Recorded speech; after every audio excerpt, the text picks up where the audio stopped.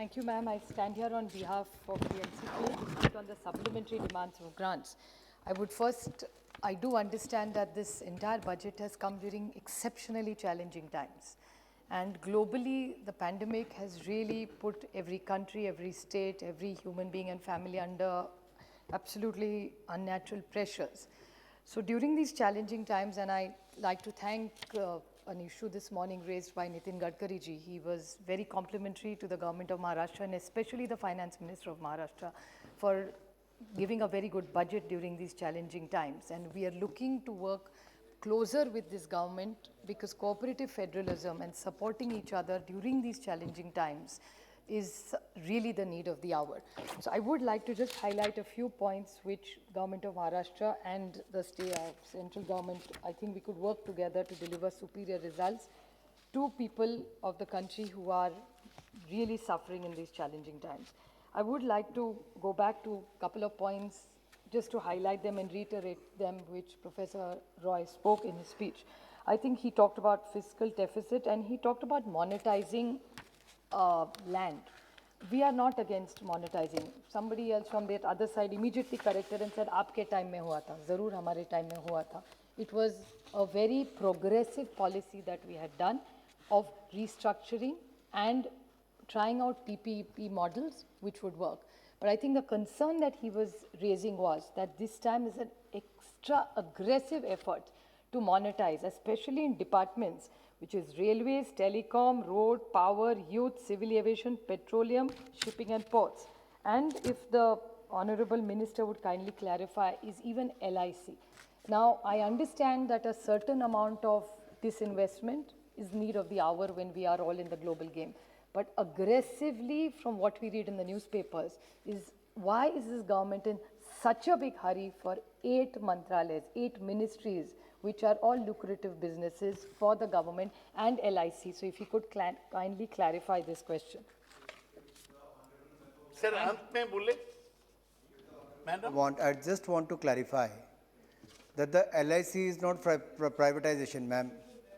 Since the members asked for the clarification, I would allow Minister to clarify.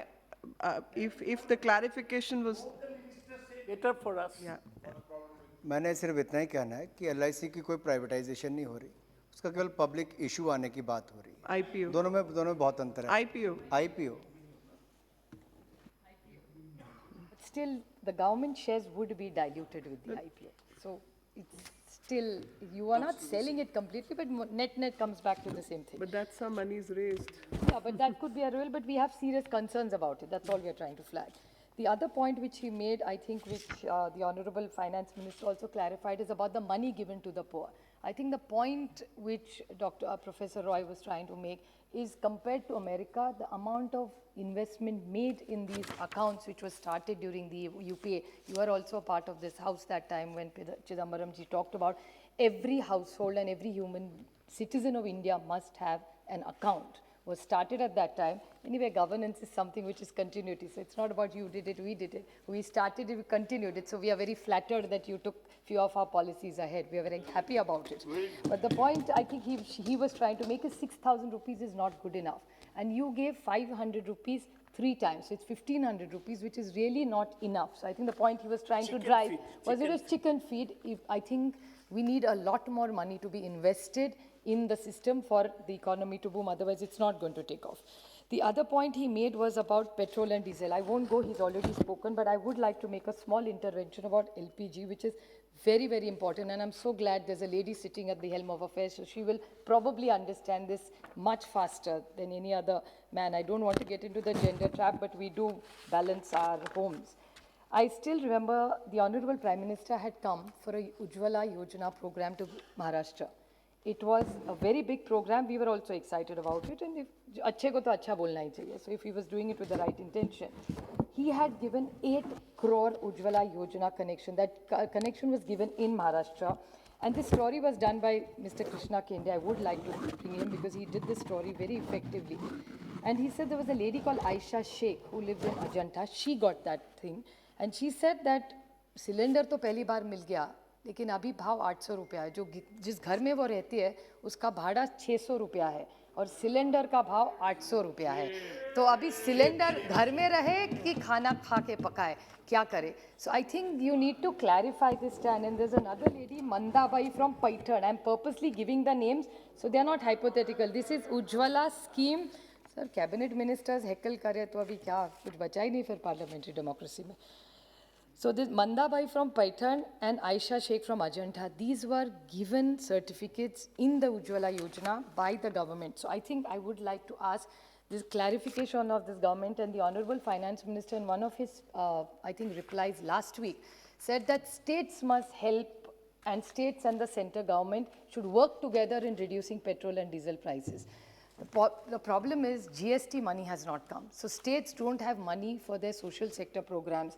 हमारे जो गरीब है, शोषित है, पीड़ित है, वंचित है, उनके जो सोशल सेक्टर प्रोग्राम्स है, आपने जो जीएसटी का पैसा नहीं दिया, डिले किया, उसमें उनके सारे प्रोग्राम्स रुके पड़े हैं।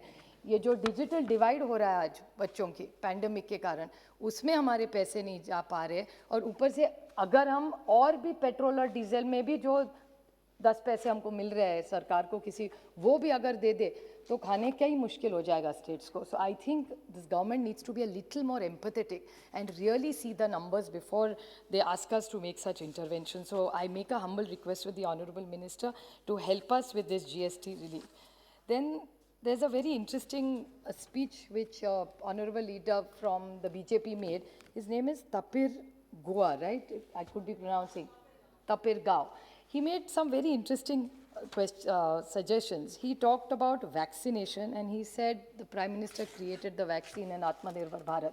I'm very happy about it, and it doesn't really matter who takes credit for it. But I just want to tell him that, just 2 minutes, I'll wrap it up with the clarification, that these companies that he's talked about in Atmanirbhar Bharat, which was started by the Honorable Prime Minister, just to flag them, they were all started in the 70s. Atmanirbhar Bharat, made in India, 1970 में serum institute जब बनी थी, वो पूना में की company है। Every globally child जो polio हो, ड्रॉप्स या बाकी कोई आजार हो, वो सारी वैक्सीन पूना डिस्ट्रिक्ट में महाराष्ट्र में बनती है। जरूर आत्मनिर्भर भारत है, लेकिन ये 1980 वाला आत्मनिर्भर भारत है। And since I am short of time, I don't want to get into details, but I want to ask a pointed question to the honourable finance minister that you have put out 35,000 crores for vaccination. Why is this drive when we have enough vaccines available in India? Why is this not in full-fledged process? I want to ask in this, why are we not going for universal vaccination, which is the need of the hour, except in state like mine, Karnataka, where you're ruling, the cases are going up. So why is universal vaccination not being encouraged if you have 35,000 crores already allocated?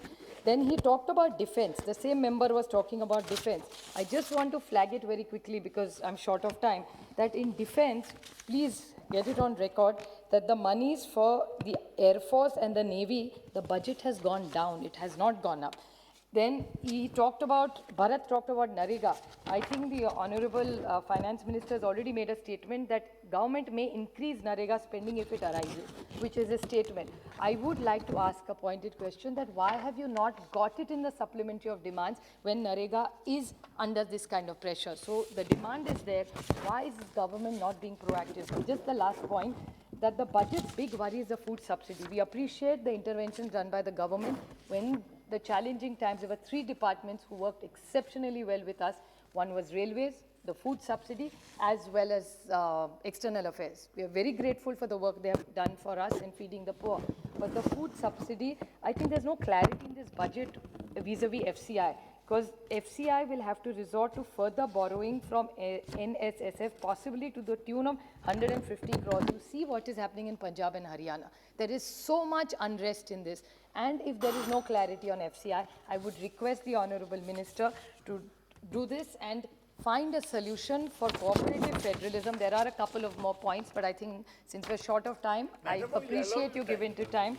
But I would like to ask a pointed question on health, which you're going on and on. What are you committed to universal vaccination in this country or not? I expect you to give me that in a reply. Thank you for indulging me. Thank you, ma'am.